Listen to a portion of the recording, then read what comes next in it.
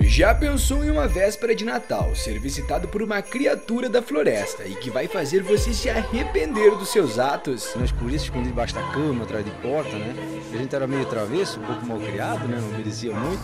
Eu sou Marcelo Patrola e seja muito bem-vindo. O medo um pouquinho, ele anda de mão dada com respeito. As crianças, se tiver um pouquinho de medo, elas vão ter um pouquinho de respeito também, né? Quando o dia 25 de dezembro começa a chegar, todos esperam que o famigerado bom velhinho apareça com um saco cheio de presentes. Só que na realidade, isso é uma coisa que a gente vê apenas nas lendas. Mas se eu te contar que o Papai Noel que viesse à sua casa fosse na realidade um monstro macabro, vindo diretamente do interior das florestas mais profundas aqui mesmo do Brasil, e que ele está prestes a pegar você, você vai conhecer o Papai Noel do mato.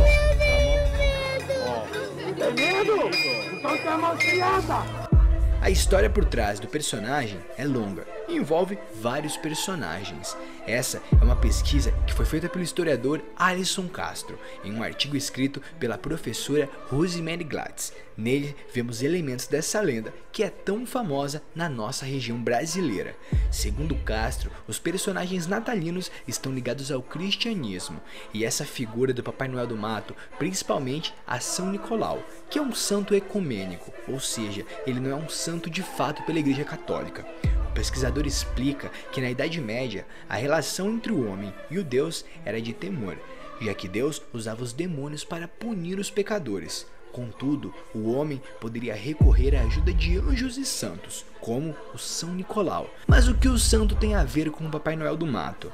São Nicolau nasceu em Petera, cidade de Lícia, na Ásia Menor, em 15 de março de 270 d.C. e faleceu em Mira, em 6 de dezembro de 343, aos 73 anos de idade. Ele é considerado um santo ecumênico, porque se estabeleceu em diferentes contextos e períodos ao longo da história.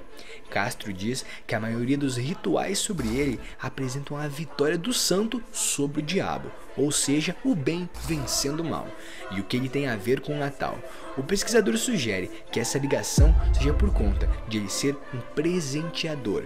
Os presentes recebidos até então no Natal seriam uma generosidade desse santo. E além disso, explica que o ato de presentear alguém no Natal está ligado aos presentes que o menino Jesus recebeu dos 3 reis magos após o seu nascimento. Em seu artigo, Gladys conta que Nicolau era conhecido por ajudar as pessoas, e ele dava moedas e pepitas de ouro para as crianças pobres, até que elas puderem se sustentar sozinhas. Ou seja, ele fazia grandes atos de filantropia há mais de 1800 anos atrás. No estudo de Castro, ainda se diz que não parecesse ser bondoso demais, o santo tinha um lado severo e que ele batia com varas e chicotes em quem não se comportava. No entanto, no artigo de Gladys, a informação é que esse comportamento é realizado pelo servo de Nicolau, o Papai Noel do mato. Segundo Gladys, o alemão Alois Riffey conta que na região de Kasdorf, na Alemanha, São Nicolau ia nas casas entregar presentes no dia 6 de dezembro. Ele era acompanhado de um servo chamado Ruprecht, que não era assustador como Papai Noel do mato, mas trazia muitas vezes uma vara ou um molho de galhos secos, que só machucava alguém quando alguém merecia de fato. O servo, então, tinha uma barba grande e usava uma espécie de túnica com capuz pontudo e carregava um saco sobre os ombros. Em entrevista a Gladys, Baden-Riffel conta que na região onde morava, o Ruprecht trazia um saco com presentes e uma vara na mão.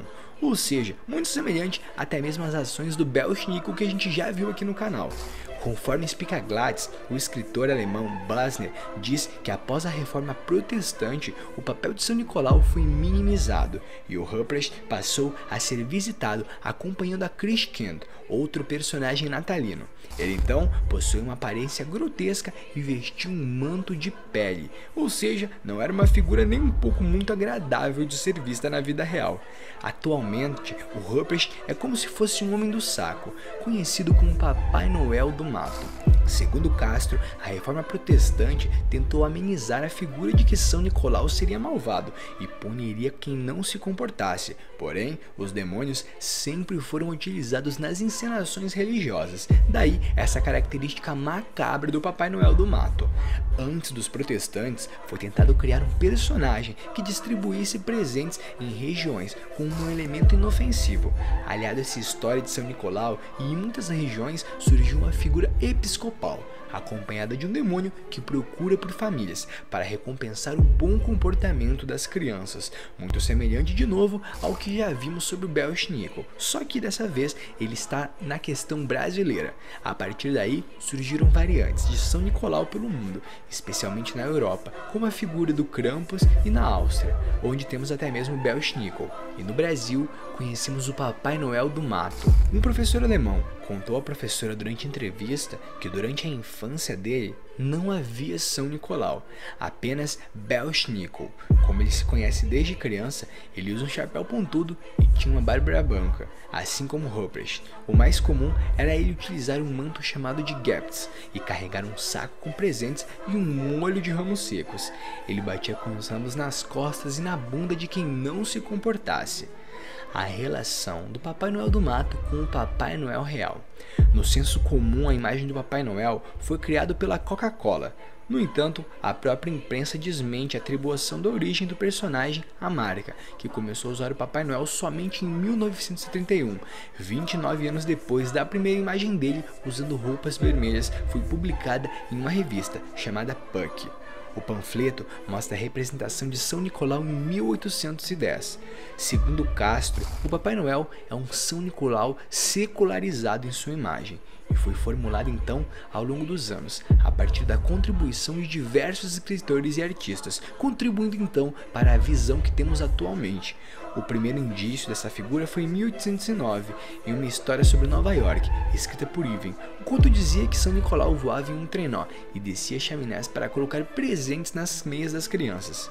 Ele teria nacionalidade holandesa e por isso se chamaria Santa Claus, porque teve a origem do nome holandês, Sankt Claus. Pois bem, como vemos isso, começamos a analisar agora o como derrotar. Para a gente ver o como derrotar de hoje, a gente percebe que a gente não está tratando apenas de um ser, de um demônio da floresta, mas sim de uma entidade um pouco maior.